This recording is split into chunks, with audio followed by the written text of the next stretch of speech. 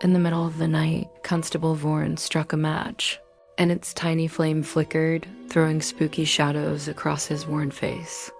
His eyes darted around the dark forest, alert as ever. The date read October 31st, 317.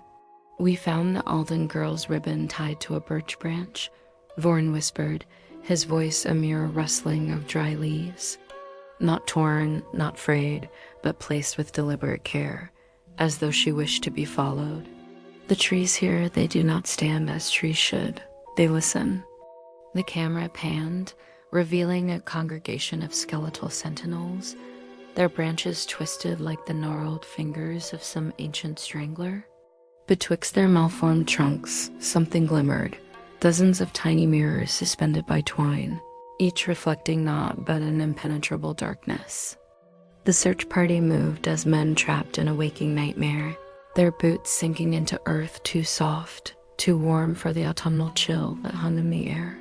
Deputy Harrow, a man known for his sturdy constitution, paused abruptly, his lantern's light catching upon what at first appeared to be a delicate frost adorning a fallen log. Closer inspection revealed a ghastly truth. Human teeth, arranged in a crescent, as if something had smiled them onto the wood with malevolent glee. "These woods," Harrow stammered, his voice cracking like thin ice, "are not on any map. That stream we crossed." It flowed uphill. A sound then pierced the oppressive silence, not the snap of a twig, but a sigh long and shuddering, as if the very earth beneath their feet had exhaled. The men startled like guilty things caught in some unspeakable act.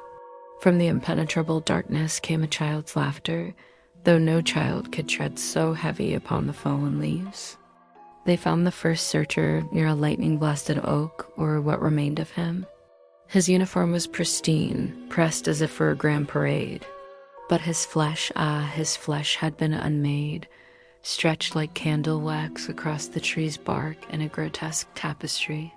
His face remained intact, lips parted in a silent scream that would echo through eternity. Strangest of all, his eyes were missing, not torn out, but liquefied, leaving only polished bone sockets, staring skyward in mute accusation. Vaughan's hand trembled as he lifted the dead man's radio. It crackled to life unbidden, whispering in the corpse's voice, "She walks behind you." The camera whirled, capturing for but a single terrible frame a shape amidst the trees, a woman in a tattered dress, her arms too long, her neck bent like a broken stem. Then gone, as if she had never been. Dawn did not come. The compass spun like a dervish, mocking their attempts at navigation. The men, now lost in a glade that had not existed mere moments before, spotted a lantern's glow bobbing between the birches. Young Alden's voice called out, sweet as poisoned honey, "I'm here. Oh God, I'm here." Harrow moved toward it, hope and desperation wearing on his face. Vaughan grabbed his arm, a wordless warning in his grip. The camera lingered on the lantern's light as it rose, until all beheld the horrifying truth.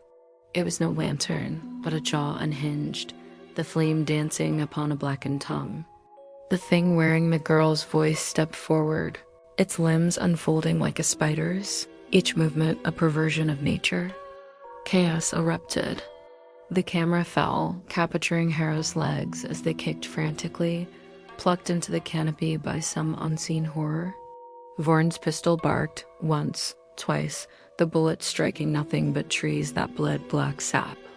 The radio shrieked with 100 voices, all screaming the same phrase, "We see you, we see you, we see you."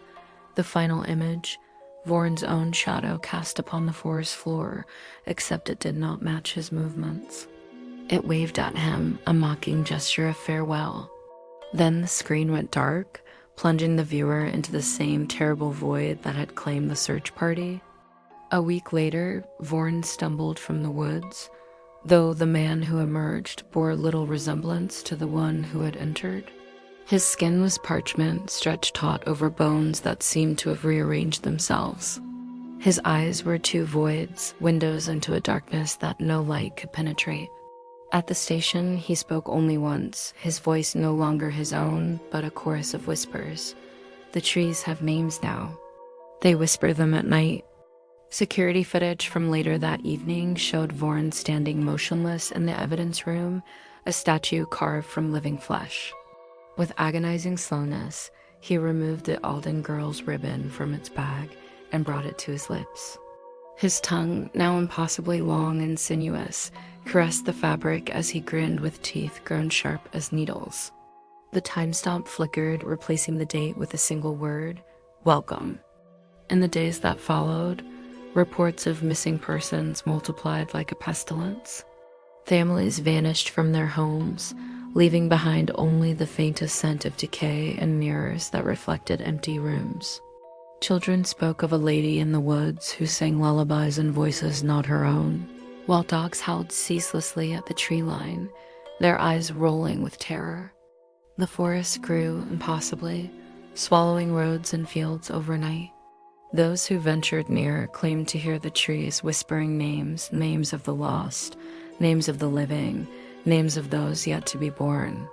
Cartographers went mad trying to map the ever-shifting boundaries, their compasses spinning wildly, their instruments registering impossible readings.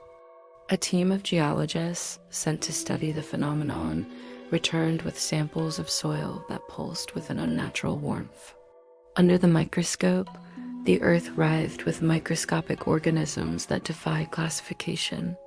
One researcher, driven to the brink of sanity by his observations, scrawled a single sentence in his journal before taking his own life. The forest is not a place, but a hunger. As autumn deepened, a mist rose from the woods, carrying with it the scent of rotting leaves and something sweeter, more insidious. Those who breathed it deeply found themselves walking into the trees of their own accord, smiling vacantly as branches caressed their faces with lover-like tenderness. The government, in its desperation, considered more drastic measures. Plans were drawn up for controlled burns, for the deployment of defoliants that had not seen use since darker wars in distant jungles. But each attempt to harm the forest was met with swift and terrible retribution. Firefighters who approached the tree line found their hoses spewing black ichor that burned like acid.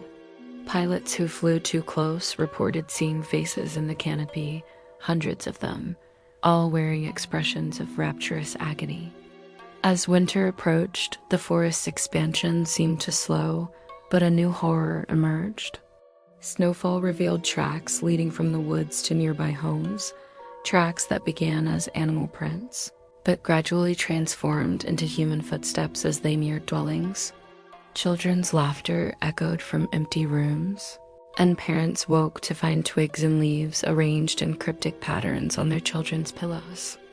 Vorn, now a shell of the man he once was, wandered the streets of the town at night. Those who saw him claimed his shadow no longer matched his movements, that it seemed to reach out with grasping fingers towards passers-by. He was often seen standing at the edge of the forest, engaged in hushed conversation with entities unseen.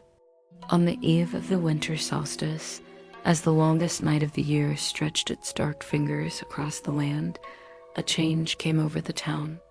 Clocks stopped, digital displays flickering to show the same time stamp that had appeared in the evidence room. Welcome.